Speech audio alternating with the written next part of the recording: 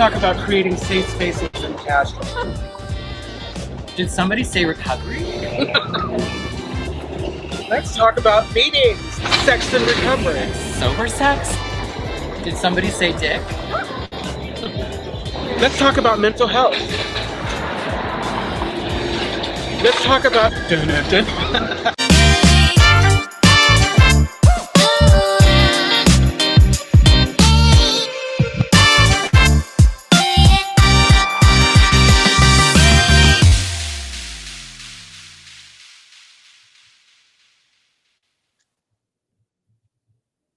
Welcome. You are at the CCC. Where there are no outside issues with Bonnie Violet. And Lulu. Each week, we will provide and create a brave space where we engage in conversations around topics of sobriety. And our intention is to hold and inspire better spaces for people in recovery. By tackling topics used to separate us. But before we do this, please like, share, and comment wherever Ding you that see bell. this episode. Yes, ding it. Ding How's that it going, bell. Bob? How's it It's going great. It's going great. Hi, Dominique. I saw Dominique was saying hello, but I'm well. I'm in Seattle. It's sunny here, actually. Every week, it's like, where in the hell is Dominic? Where the hell is Bonnie Violet? Bonnie Violet is just globetrotter. Right on. She don't even know half the time where she's at, to be honest. That's okay. That's okay. Sometimes, it happens. Look who's sitting next to me. Oh my God. And we're not related. Looky there. Ashlé. Ashlé was coming up the stairs at the club, and we grabbed him and said, "Yeah, you get to come in and talk to us." Literally dragged off the street. Yeah, why don't you tell who and what you are and what you're about? Sure. in 1 minute. No. Ashlé dragged off the street. I was getting coffee, and Brandon was like, "What are you doing the next hour?" And I couldn't think of a lie fast enough, so I got stuck here with you beautiful people. But I'm happy to be here. That's how it works. I know. Wonderful. How was your week, Bonnie? My week's been it's been okay. It's on the up and up. Like, it's getting better. Last week was like icky emotions, like all week, and I feel like I'm on the other side of that, which is super, super cute. How about you? The week's been really good. It's like work's productive. I like when I'm productive at work, because I'm a Virgo. Your boss does too, I'm sure. Well, absolutely. But I don't know if I mentioned. So last week after I got back from like mini vacation, friend's wedding, I had a shift. My apartment. Did I talk about this last week? No. Okay, so I have this apartment in the Castro. Yeah, I have an apartment in the Castro. Rub it in. No, but it's I know she's emancipated. It's a studio. And so, with the studio, sometimes, like before I moved in, I'm all, how do I create this space that's for me? But what I didn't know is that I was creating this space not based on what I needed, but what I thought I would need if I was inviting people in. And I learned something being there for a few months. I don't want anybody in my space. I really like my space. It's my space. And so coming back, I've decided, later today, I'm going to make some changes that really kind of speak to what I need. Like, I have my bed in this like little nook area to create like this illusion of a bedroom. But what I'm going to do is I'm going to push the couch that I got in there, and it's going to be more of a serene little place for me. Nice. And my bed's going to be the centerpiece. So and I got this really nice down comforter, and it's exciting. I feel good about it. I'm like, oh man, it's like, I don't know anything about feng shui, but I bet you anything I'll be a person after I do this. Good. I thought maybe you go ahead. No, I was going to say, it's your space. It should be your sanctuary. Because I thought the same thing when I moved into my studio. I thought, I want to create a space for people to come over, and this person can sit here and this person can sit there. And I realized I don't want anybody here. Exactly. This is my space. It's like, if you come over, you come over. But it's like, if you come over, you need to figure out how to work within, these kind of guidelines. Sit on the floor, girl. Sorry. I know, exactly. Right? You don't like. I actually have a couple stools that I got from West Elm. Name dropping. You can sit. You can sit on the stool if you make it past my front door. When you first mentioned that, like the idea of not having people come into your house, I was thinking maybe you were installing some of those like spikes that keep the birds off of things. That would, oh my God, it's like that would be perfect. No, it's really weird. It's interesting because like I got out of the shower and I'm looking, that's my shower. No, I don't have to worry about anybody else being in the shower. That's I don't it's such a good feeling. And it's not that I won't welcome people in. It's just that I don't have this great kind of like need to kind of invite people over. Like I used to think, oh God, I can't wait. I'm going to be hosting parties. I'm going to have people stay with me on the weekend or whatever. This is some nonsense. It's like fantasy when you're living with people that drive you crazy. Right. And not in the studio. I'm like, how many people can I fit in here anyway, comfortably? Exactly. Exactly. So, so our topic today. Yes. What is it? Okay. So, our we came up with our topic. We thought about it. I think this topic we all think about it a lot, but we solidified it like maybe like 15, 20 minutes ago, because that's how we roll. So we want to talk about like self-love, acceptance, and forgiveness. So we want this conversation to be all about self, something that I hope the three of us know enough about. Right. So I was thinking like, okay, so in recovery specifically, it doesn't matter which branch, and maybe it needs to be said before we start the conversation that none of us speak for any type of recovery. We are not ambassadors. We simply only bring our experience to the table. So when I came into recovery, I was broken, or should I say, I was bruised. I could not completely broken. I could be put back together, but I was bruised. And over a number of years, and the work continues, I'm doing work.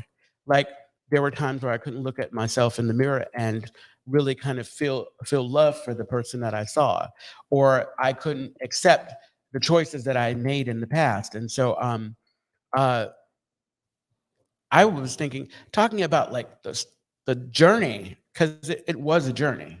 As I don't know about y'all, because to not be able to look at yourself, to not be able to look people in the eye because of the choices that you made, or not feeling good about the choices you made. So I can volley over to any one of you if you have some comments.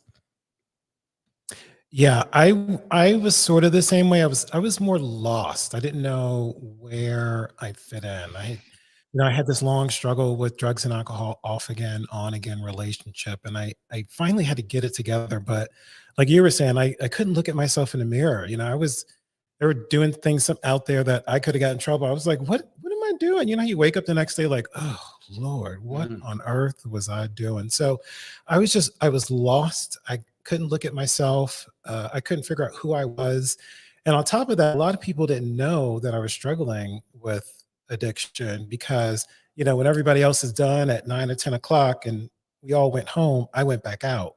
So, nobody saw Ashlé 2.0 after that. So everyone's like, you don't have a problem. You're just fine. Just take a break. Like, you have no idea. We're like Ashlé 0.5. Right. Not pretty. Yeah. Well, I think for me, when I came in, there was more about like, I didn't even like, it wasn't about not loving myself. Like I hadn't realized that how like bad my behavior had been, and really wasn't completely conscious to the behavior of my past until I got sober for a little while. Like for me, I came into the rooms because I just ran out of gas. Like I didn't know how to get different results with anything. Like I wasn't even sold on the idea that I was an alcoholic. Like I hoped that was the reason why I was falling short, but I didn't even really understand how short I was falling until, a few months in, when I came to enough and awake enough to see where my life had really been, and the decisions that I had made, and the things that I've done, the people that I harmed. That for me came later on in sobriety. But it was definitely the bottom. It was a bottom for me, but it happened a few months into sobriety. It didn't happen, the day before I came into recovery. Yeah, it was a long process because I don't know about you, but I struggled with the whole idea of trusting myself to show up, like trusting myself to follow through, because I wasn't following through. I mean, and that does a number on your self-esteem when you get to a place where people don't rely on you, because you can't even rely on you. And I think what I had to do, the process that I It was constantly doing it, constantly showing up, and then getting to a place where, okay, I've been doing this, because they say we have to act ourselves into right thinking. Because I would, like, when I first got sober, for the Castro Country Club, another plug for the club, early in recovery, I volunteered. And for a number of years, I would show up every morning at 6 o'clock and open up the club on a Thursday, which blew me away, because I'm all, who is this person showing up here doing this? Because there was nobody here with drugs or sex. I mean, I probably would have showed up. I would have been here at 5 o'clock waiting for you. But yeah, no, and it was, I'm doing enough. And I think, like, when I talk to my sponsees, I'm all, when you do things enough, and you make it kind of like a part of you, then you start to believe it. And I think this whole idea of self-love and acceptance, it is a process that starts by you having enough faith that doing these things is going to lead to something more. You may not know what it is, but it's going to lead to something more. Yeah, I became flaky. I became the person that didn't show up to things when I was supposed to show up to things. And when I was using, I kept saying, oh, it'll be fine. I'll just get some sleep and I'll figure it out. But then the next day or the next 2 days, when you can't function like you're supposed to, when people are relying on you, and then people start to look at you differently and say, what's wrong with you? Like, they didn't realize that, I was out till 5, 6, 7 o'clock in the morning, and then I have to show up at a 10 o'clock meeting to fundraise for something. They didn't understand what was going on, because I withheld all that. I held all that and inside, and I didn't share. I was ashamed. I didn't want to tell anybody. And then that cycle kept repeating itself over and over again. And then you just feel stuck. Like, how do I get out of this? So, the longer I was using, the less I could look at myself, and the less I loved myself. Yeah. Well, and I think it's that changing from like being self-centered to like self-love. And I think that's definitely, like, I came in super self-centered. I never would have told you that. I never would have, like, I wasn't connected with the idea that I was self-centered, but I can definitely look at how I saw that, I only cared about what was going on in my world and the results that I was trying to get for me. And I tried to be conscious of other people, don't get me wrong, but you know how it is when you come to and you look at things, you see things a little bit clearer. And there was definitely a lot more self-centeredness than there was self-love. And for me, like, practicing self-love, most recently, it's like, sometimes for me, self-love is not attacking myself, or not No. starting to judge or criticize myself because I'm having emotions that I don't want to have, or I'm not getting things done that I think I should be getting done, and just kind of trying to, like, accept, like, this is where I'm at, and to love myself and say, hey girl, like, that's okay. Like, what do you need to do to take care of yourself? And kind of go from there and use it as a cue to be like, check myself versus attack myself. Absolutely. I really, you were talking about self-centered. I was so self-centered. I tried to rebrand it and call it self-focused, because it sounded better. I'm Right. self-focused. Well, I mean, obviously, there had to be a component of me caring about myself, but I think that in my active addiction, I was more selfish, that I wasn't Mm. really I wasn't paying attention to me. I wasn't paying attention to anything but the drug and the alcohol. I, for me, I feel like self-love for me, and how I work at it is, it's in showing up the way that I do now. It's the product that I put out, like what I do and how I show up for you. It's the little things that I do, like going to sleep at a reasonable time, brushing my teeth, you know, going to the doctor and taking my medication. There's so many different ways that shows up for me. So Isn't it amazing what you get done when you're sober? Ugh. You go to bed early, you get up early, and I've been focusing on self-care and self-love. And sometimes that means just spending time alone, watching Real Housewives or Thank you. something, just Hello. doing Who's nothing. And knowing the right? difference, between like solitude and isolation, because as we do the work or whatever, and you understand, like I know for a fact that I need to be around people, and I know I can be around people when I need to be around people. But there are times when I need to recharge my battery, and that requires complete like get out of my space, you know? Right. Yeah, I often call that hibernation. Because, hibernation, there's usually like a purpose. And, it's like we're hibernating over the winter, we're storing our energy, we're like whatever kind of crap. So I think hibernation definitely has been something that's been important for me to recognize and not always just label it as I'm isolating myself or whatever. Like that's not always the case. Sometimes it's just like, no, you are pulling yourself away because you need to, deal with the anxiety or calm down or, regain your energy or whatever.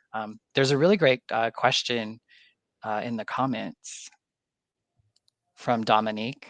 Dominique says, for all of you, what are some good practical tools you have used to increase your self-love and forgiveness? I can answer on the forgiveness piece. It's like I was reading in the Four Agreements, and I like this definition of forgiveness. Forgiveness is the acceptance that the choices you made at the time were the best possible choices that you could make. And so when I go to that place, like I used to kind of dwell on the past, and thank you, Dominic, for that. Thank you for tuning in. I look back at my choices, and they like what I did was they weren't my highest choices, but they were my choices, and in that I felt empowered. Like I turned it around in like this really kind of crazy way. Instead of, like you said, Bonnie, instead of placing judgment on it, because I think the problem is that we judge the choices that we make. Instead of placing a value judgment on it, I was just saying it might not have been my highest choice, but it was a choice that I made. Would I, if I hadn't been drinking or using, would I have made a different choice? Maybe, but I don't know. I can't go back and dwell on that. And getting some acceptance around that and making peace with it. The other thing I do is like, I don't know if y'all have this experience, if you still are in the environment where you use, like I would pass by a building where I did this or that and the other, and then all of a sudden feel a certain way about it and feel bad. And then I would get stuck in that, and I do this thing called Etch-a-Sketch where I shake my head, and I'm like, wait a minute. By getting stuck in that, you are dishonoring where you are right now. And I come back into the present, and I realize this is where I am. And maybe I wouldn't be here or in this place if I hadn't experienced that. So it's like, it's a bunch of, as much as I wish it didn't happen, I'm kind of grateful it did, because the life that I have now is because it happened. Yeah. Yeah, I spent a lot of my life not feeling loved or not loving myself. And I think a lot of that had to do with my childhood, because I grew up with someone in my family who is an addict, always reaching out for their love and affection and never getting it. So I always felt less than. I always felt like whenever I showed up in a space, I shouldn't be there. I shouldn't be bothered. And that stayed with me for years. So I kept using, I kept drinking because it made me, feel better. It made me comfortable in these spaces.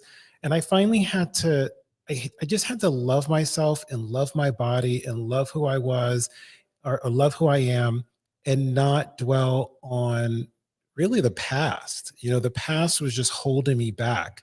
I kept saying, oh, I grew up in a drug addict family, and I grew up in the projects, and I was in the Bronx, like saying all these negative things to myself, and not saying, look how I came out of that. Look how I, went and got an education and went and got a job, and I'm taking care of myself. And yes, I'm struggling, but I can come out of that as well. So I feel like I constantly have to feed myself positive affirmations on a daily basis to remind myself where I came from and where I want to go. And it doesn't matter where you came from. You can get to where you want to go. They were just talking about Colin Powell, who grew up in the Bronx, and I had no idea. Yeah. No idea. Yeah. Well, and I think some of the things around like self-love that's helpful for me, and like around forgiveness is to like have an awareness, for one, like to stop, have an awareness, do an inventory. And an inventory is like the good and the bad, right? And everything else, and so that I can come to understand more of, like what was actually going on. what was in control, what wasn't, like what was at play, so that I have more of the truth. I think that helps me have a little bit more forgiveness and like self-love. It's easier for me to see, like if I can see the bigger picture, I can see what was really going on, or that there might be. And I think also like just becoming curious. I remember I had this certain behavior. It was a sexual practice, and I wasn't so sure. Like I was like, That makes it's kind of I'm kidding. what's Sorry, Bonnie. You said I had a sexual practice. I'm all, this is getting good. It's like, hold on, I need it. I had to drink some tea right. for that one. Well, it was just like I was a little insecure in it, and so then I was kind of like participating it in a dangerous way, in a way that really wasn't safe, because I was like feeling like it was something I shouldn't do. But I finally just kind of decided to become curious, and instead of like questioning why this thing, like instead of like getting mad about this thing that was happening, to be like, okay, why is this happening, and what is this, like what need is this meeting, what desire is this meeting, like what is it that this is doing for you, and become more, like really just more curious about it and figuring it out, rather than just trying to like push it away and pretend like it's not a thing, and just be like, okay, what is this? Like, what is this about? And again, just try not to have like the judgment around it or whatever. It sounds like going back to the whole open-mindedness, honest, open-minded, and willingness. Like Hmm. getting honest about what you're going through. Like I think the gift that we have in recovery is like I wasn't talking, I wasn't expressing myself, I wasn't Hmm. sharing it with people for fear of being judged or whatever. And being able to talk about it, putting it out there, like I say, give it back to the universe.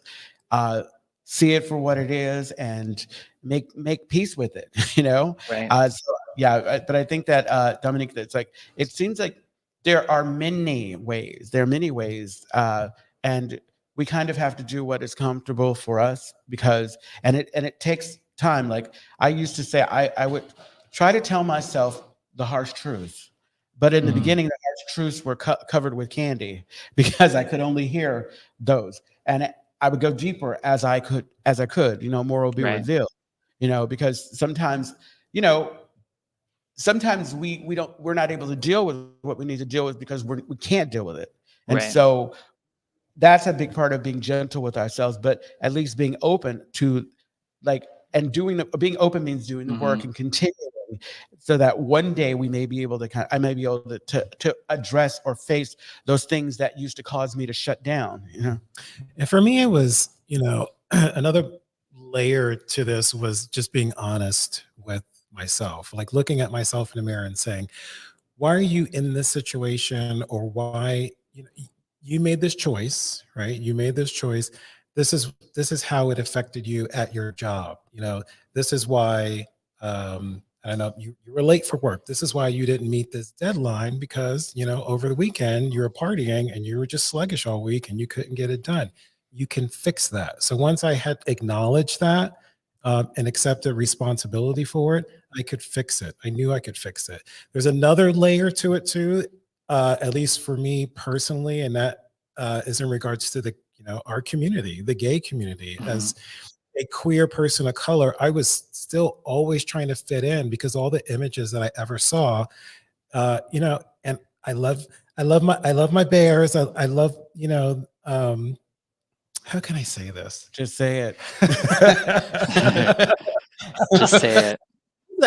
Okay, I like white bear men. I can appreciate white bear men, and I I'm sure like that. I'm sure they appreciate that. However, when you're constantly around that environment and you start to feel like you're trying to live up to the other people's expectation, and you're not being yourself. And for me, it was just being queer. It was loving drag. It was discovering Hmm. my non-binary identity. It's like I don't really fit in that world. I Yeah. mean, I can appreciate it, but I need to find out what works for me. Because if you're constantly in a space where you feel like you're not loved or you don't fit in, you try to Hmm. do things, get caught up in things that you shouldn't be caught up in. Yeah. Yeah. And I think one of the things that comes to mind too is like, you cannot transmit something you haven't got. So I think the thing that I had to do was I had to seek out and receive love from others, or receive forgiveness from others. And then once I was able to actually receive it, and experience it, then I actually had something to transmit. I like to where I could be loving to you and maybe even be loving to myself. But I think I needed to get love before I could ever even think about loving myself. That's in it. That's a really interesting place. Going back to like what you were saying, Ashley, like being in that and getting to that place where you feel like you're trying to live up to. How do you? Is there a way to avoid that? How do you avoid that? Because I guess it's like really kind of getting to a place where you're really comfortable in self, like you have a strong sense of self. I mean, that's a tough one because if you're in an environment that, you know, and yeah. I had to sit down with myself and ask myself what's wrong. And one of the things is growing up in New York, you know, I came out very young. I was used to being around, you know, you go to Latino club, you go to the black club, then you might go to the dugout with the white bears and hang out with them for a little bit. And then when I moved out of that environment and there were limited choices, and it's even limited here in San Francisco, you can just sort of feel like you're on an island. And I'm like, where are my black, queer people of color? I miss that. I need that. I need to go to a club and listen to Nicki Minaj or some R&B and some soul, you know? Not with white lesbians. I need that diversity that really doesn't exist. Yeah. So, you know, for a while I was putting aside my needs and just accepting what was around and saying, I guess this is it. But you know, no more. I'm seeking it out. You know, you were. I was thinking about something too, and another thing about self-love, and it has to do with boundary setting. Like, I like to talk about this idea of finding your tribe, but and it's been a long process. Certain behaviors that I used to latch on to that we some of us call shortcomings or what have you. They were fine. Like I had friends that would kiki with and be silly with and do a lot of character assassination and gossip and everything. And that was fine or whatever. And I remember like a couple months ago, I was having a text conversation with a couple of friends and I just made a blanket statement. It's like, I'm going to need to leave this conversation because I just doesn't feel comfortable to me anymore. And one of the friends was really uncomfortable with that. What I said, what I did afterwards, and usually I don't feel the need to explain unless we have that kind of relationship. But I'm like, here's the deal. I'm not saying I was participating in this. I was in this, but now I no longer feel comfortable with it. I'm not judging you for having it. I'm just saying that I need to step out of it. And to be able to say it that way and in that loving, graceful way, to me speaks to how much I'm learning to love myself. Because I don't have to go guns a-blazing and judge somebody for something that I was just doing. I get to just say, you know what? It doesn't serve me anymore. It no longer makes me feel good. And so I can let go of this behavior and I can surround myself with people who kind of have those qualities that I feel like are important. I don't have to change anybody because it's not necessary. I just get to surround myself with people who kind of have those things that I kind of want for myself, you know? Is that moment? Just process that for a moment. This is a freestyle moment. No, I mean, yeah, it's, you know, for a long time I hid who I was because all I saw were the masculine, all the masculine energy out there, the hyper masculine energy that if that's you, that's fine. But I just find a lot in our community, us trying to conform to that, or that being the norm, or that being the accepted. And anything outside of that, whether you're feminine or whether you're drag, people will appreciate it from a distance. But when it comes to like close relationships or intimate relationships, you're kind of excluded from things unless you fit into a certain community. And I said I didn't want to do that anymore. Yeah, it's pretty amazing. I remember one morning, and this happened a while back, and this is a process I've still been working on. I remember getting out of the shower and looking in the mirror, and I don't know if this was God, but all of a sudden I looked and I thought to myself, am I judging my desirability based on my dark skin, based on who I am I allowing these messages to come at me And it was from that moment that I was like, wait a minute, you know what? I need to block out those voices. It's like, just because someone is not into me, interested in me, does not mean that I'm not desirable. It just means they're not into me and they're stupid. um, but true. I know exactly. No, but I say that because it's like I think that the more that I do the work, the more that I stay open, the more that I stay ready, I'm able to kind of hear the things that I wasn't able to hear before, or to have the kind of self dialogue with myself that I probably would have just kind of brushed off and thought not thought anything of it. This system of media or whatever that is sending us information is pretty elaborate, and we're getting signals and messages all the time. And sometimes it's us giving ourselves those signals and messages. And so it's like this, it's almost like you constantly have to be vigilant. You constantly have to be on guard, aware, like you said earlier, Bonnie, that maybe this is what I'm feeling is not right. And how do I work through this?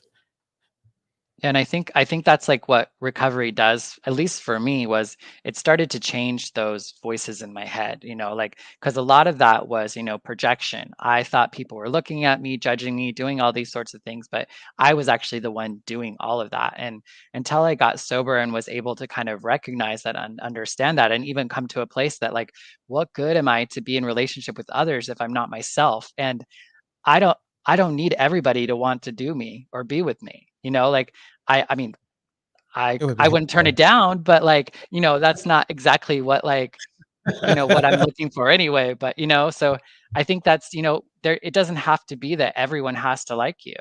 Um, but I mean, I get it. I feel, I've definitely uh, felt that way as somebody who's feminine and transitioning and all of that, that, like, it's just totally changed my sexuality. For a long time, my idea of, like, thinking I would never be sexually desired or loved kept me from transitioning and kept me from, moving forward in, like, owning or exploring or coming to understand or reveal more of myself, because I was afraid of what I might lose that I never even that I didn't even have.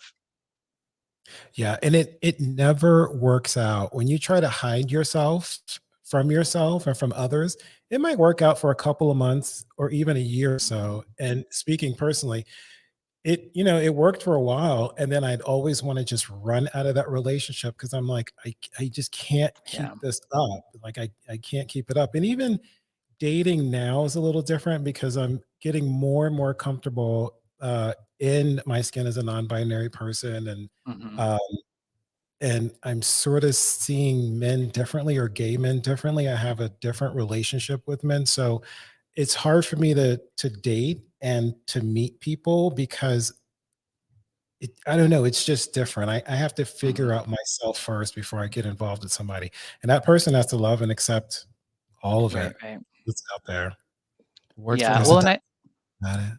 and I think one of the things that I was coming to understand is that a lot of the times when I was having sex with people, I was actually, seeking for the acceptance of, masculine men to love me. Um, Masculine men that reminded me of, like, the men that I grew up around, who I couldn't, tell who I was, and didn't feel like they would, love me or care about me or still hang out with me. And so I was definitely attracted to that hyper, almost douchey masculinity because I wanted to be accepted. And that only goes so far. I was realizing that there's more to being in a relationship with people than getting, like, that sort of need met that I don't even need met anymore. I don't have that need to be met anymore. So it definitely has changed. Okay, well, who can I be in relationship with? Who do I want to be in relationship? What do I want from somebody who, I'm in a relationship with?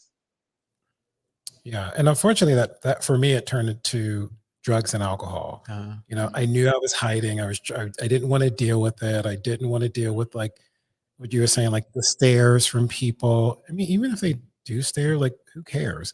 But I didn't want to deal with that because in my head, people had a certain expectation of what I should look like or who I should be. So I was trying to live up to that. So masking it with drugs and alcohol was how I was dealing with it at the time. It goes back to that self-centered fear. It's like, I think the whole world is paying attention to us. Now they probably are, but whatever. Like I said, my therapist said, he was like, people aren't thinking about you as much as you think they are. I know, exactly. It's like, you're thinking about yourself a ton. I'm trying to pretend like that cat isn't in the background. What cat? Do you see the cat? The cat hiding like behind my shoulder. Oh.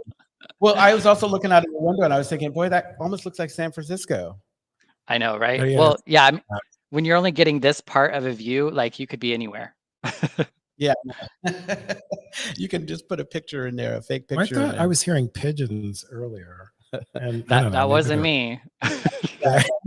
What is that noise? What is that? What's going on here? It's like, this is messing with my serenity. So yeah, no, I think okay. So I was thinking something interesting. Like, okay, so obviously, like when I came out, I was in my addiction, but there was something like I can tell you about knowing myself in that way. My gay identity really kind of like sustained me, kind of kept me connected, I realized, to my higher power. So the two of you have had the opportunity in some ways to come out twice. And do you feel like, well, maybe even the second time, like Bonnie with trans and then you with your non-binary identity, like are coming closer as a result of being able to kind of speak your truth to the world? Hallelujah, this is who I am. This has to be like furthering your self-love, or furthering that opportunity to love yourself in the way you need to.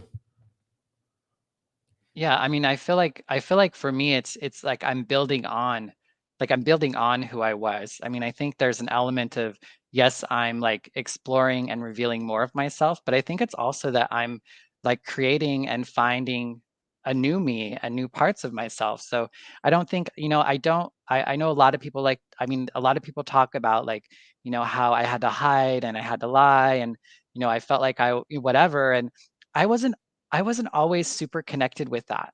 And I think part of my and part of that was never even there because I never even explored it. So I think there is an element of me creating more of myself and new of myself versus just showing off something that I've been hiding, because I wasn't even really aware of all of that. I mean, it was obvious, like when I came out as trans, nobody was surprised. But like for me, it was something that I didn't think anyone, could see. I didn't see, but once I saw it, it was like, oh, well, it's been there all along. Yeah, it's funny that the people who like really matter in your life, it's like they're all okay. Yeah, we were just waiting for you to figure this stuff out. That's what they told me. Now it's like, I'm all, yeah, we knew. I'm all, well, why didn't you tell me? They couldn't tell me. Yeah. Yeah, it's a new awakening. It feels really good when you start to get comfortable in your own skin.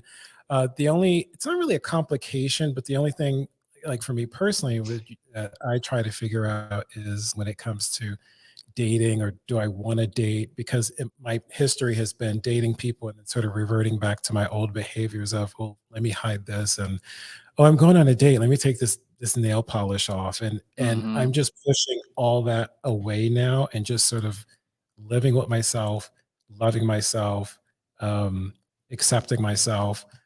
Even when I first came to Castro Country Club, I was struggling a bit of whether I fit in here. I didn't know if I was I don't know the word for it. I don't know if I black enough. No, I was like I had like imposter syndrome. Yeah, I was I think should I be here? Like, is my problem that much of a problem? Yeah, no, exactly. So it's just like once you figure that out, there is no right way of doing anything. You just exist the way you exist, period. Hey, I have a question for the both of you. Okay, so this is not really connected to the topic, whatever, but when I came out, I had this brief moment, I don't know, it could have been a month, could have been a little longer, where I had regret that I told somebody what, like I had fear. Like I'm all, oh my God, did I make that? Because once you proclaim it to the to the stadium, it's like I said, everybody's going to see you in that. Yeah, absolutely. So when I was discovering my gender identity, I thought it was male to female, and I started transitioning. and I told everybody, and it's in a documentary. So Oh, everybody knew, I like was- even people I don't you're know immortalized. knew.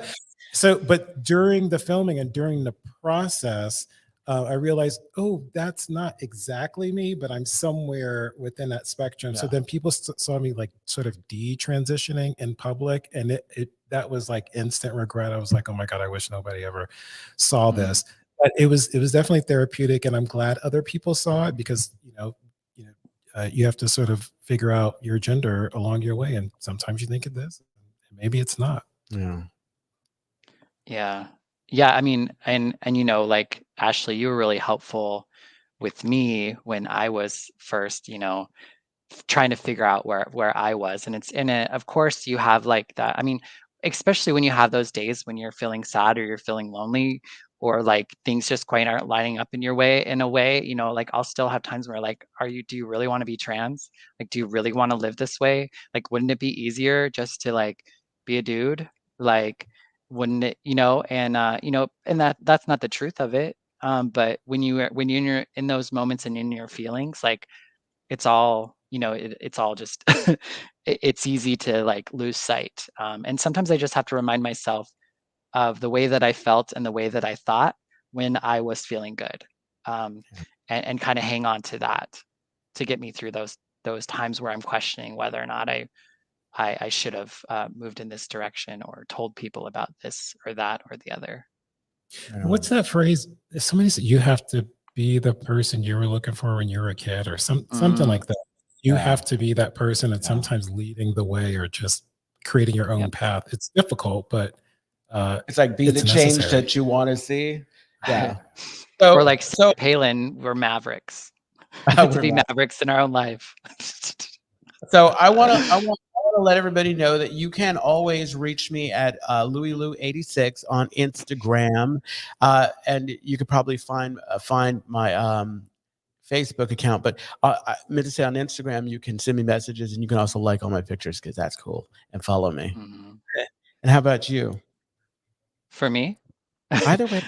All right. Yeah. So for me, you can find me at a queer chaplain on all of the socials. I'd love to hear from you. Yeah, if you want to chit chat. Ashley, would you like to share anything? Sure. Follow me on Instagram. I'm not on it much. That's a lie. That is a lie. That's a lie. ASHLEENBY. Ashley NB on Instagram. On Instagram. Okay, and just in case you've forgotten, the Castro Country Club is a clean and sober gathering place for all people and a home for the queer recovery community located in the heart of Castro District of San Francisco, California. We endeavor to be a space where all can seek wisdom, serenity, courage, and joy. And for more information for the country club, please go to www.castrocountryclub.org. And also, please, if you'd like to send us a voice message with topics you'd like to hear from us or questions or whatever you want to share with us, please give our speak pipe, some attention. It hasn't had any attention since our first episode, so Give our that's pipes been a some little attention. while. I like The link is in the description. and look for us at the CCC wherever you listen to podcasts, and email us at podcast.castrocountryclub.org. And you can find us every Tuesday at 4 p.m. Pacific Standard Time on Facebook and YouTube.